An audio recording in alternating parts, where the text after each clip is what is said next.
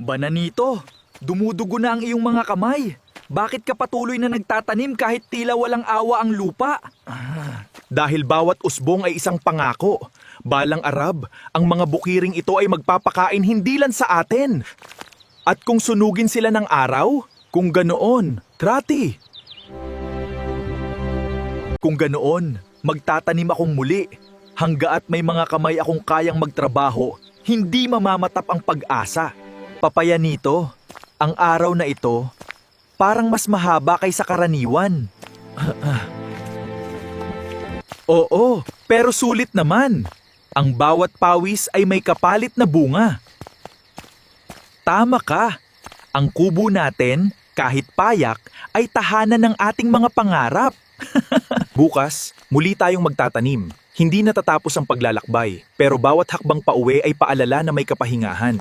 Salamat kaibigan. Sa bawat paglalakad pauwi, hindi ako nag-iisa. Bananito, tingnan mo. Kahit simpleng hapunan, parang pista na rin. Oo nga, anthropomorphic papayanito. Ang bawat butil ng kanin ay galing sa ating pawis. Kaya bawat subo, May kasamang alaala ng ating pagtitiyaga. At bawat gulay, paalala na ang lupa ay. Sa kubo na ito, natututo tayong magpasalamat, hindi sa dami ng pagkain, kundi sa init ng samahan.